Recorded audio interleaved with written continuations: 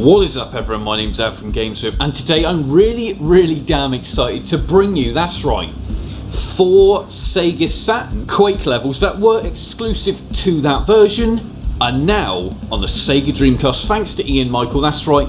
I mean, this was originally done by, I believe, I80s something or other. Anyway, I'll add the name into the actual when we get looking at the game. But the DC port was done with the Radquake engine, which is obviously Ian Michael's engine, which is absolutely fantastic with CDDA audio. You're gonna love this, and to be fair, these are levels that not everyone has seen before, so this should be an interesting look. Let's take a look.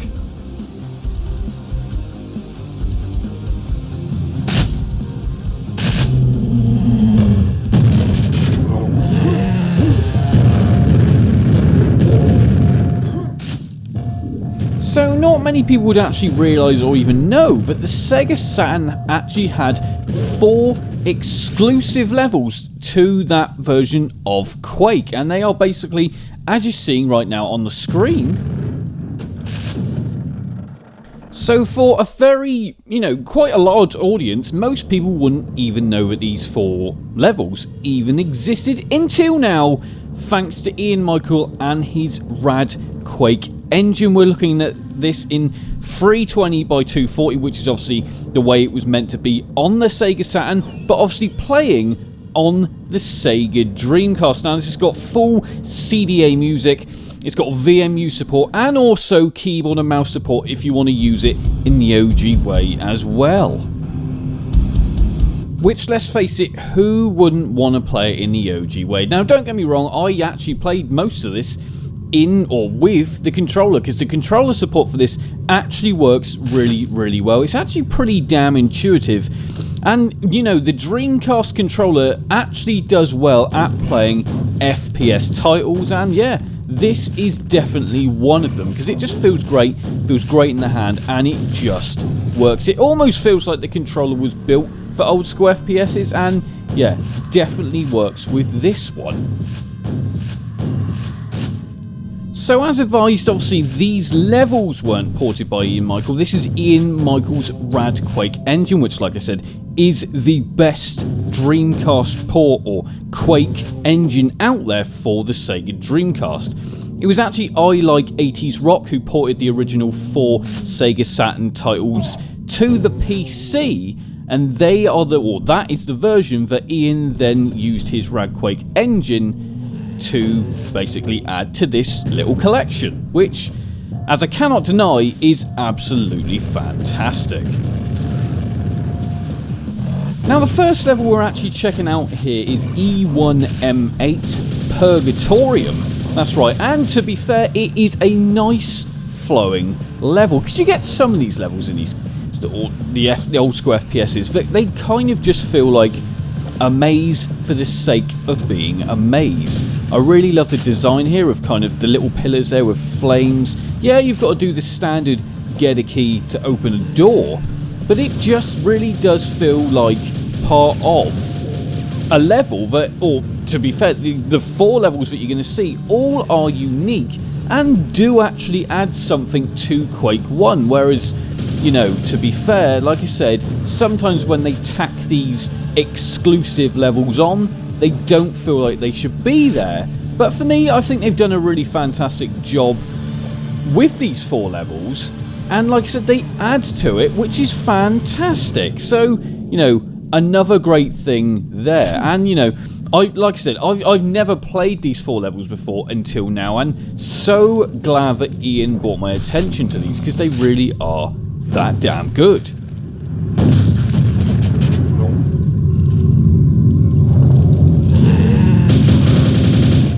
Now what I will say is the enemies are really well placed here. The 4 maps are really designed quite well. One of them's it's a peculiar one, because it is just slightly different and adds something to the game. Something unique, which you will see. But yeah, you do get the standard jump scares here, as you would with Quake, and adds to that difficulty and fantastic level design. It doesn't all look just a murky kind of beige colour, don't get me wrong, it kinda does, but the different corridors with lava, different weaponry, etc., kind of trying to kill you, also mixes it up enough so that you don't get bored with some of the bland textures.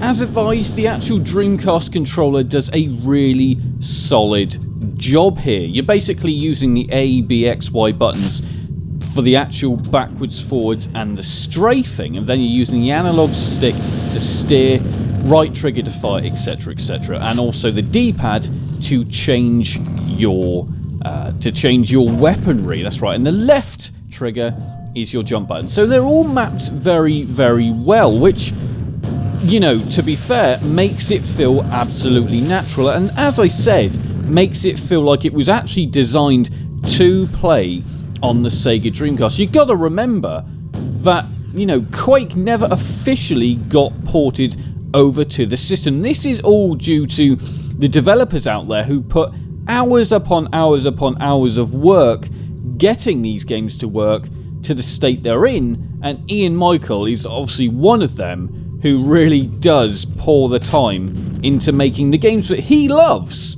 that much more playable and a better experience on a console he loves.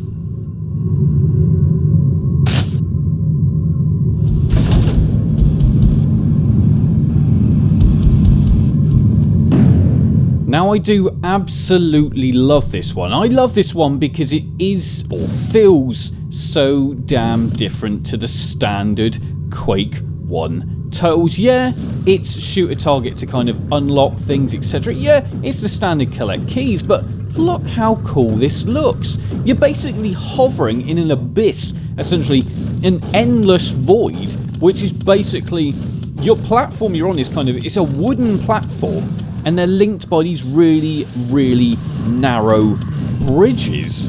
So yeah, this is a hard one because literally you've got to make sure, first of all, whilst being shot at, you don't also fall into the endless void. Now for me, the visuals really are what makes this level all that. I mean, you can clearly just see the background just then essentially merging in on itself to give that illusion of, essentially, like I said earlier, an abyss that if you do fall down, you are lost and there is no way you are getting out of this. It also feels like, when you look at it, when you're walking through these like wooden tunnels, it feels like a wooden, I don't know, kind of Texas Chainsaw Massacre-y, kind of Evil Dead-y, I don't know, it gives that real sort of back to the roots horror vibe, which looks absolutely great and really sets the lighting here, which really makes this game really come out of the screen at you.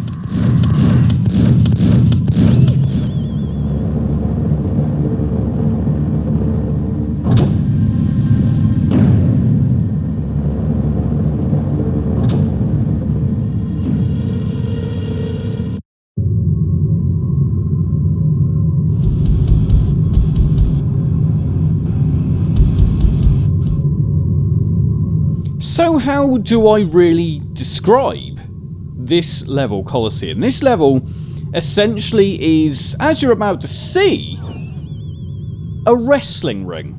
That's right, there is a wrestling ring. And you've basically got to choose an enemy of your choosing to fight against another enemy. And you have to do this a few times to basically end the level. So I like it because it is just that damn different, as you can see. Who doesn't love that? QWF. You know full well they were looking at the WWF logo back then and going, hey, we got to somehow mimic this in Quake. Now, I don't know whether the developers for this, or for these levels, were massive wrestling fans. It wouldn't, you know, it wouldn't surprise me at all, but I love this because it is just that damn different. There really are no pickups in here, and you actually don't really have to do any of the shooting at all. You just leave them to fight it out, but you pick the one that goes against them. Absolutely genius, and I absolutely love this. This is one of my favourite of the additional levels because it is just that damn different.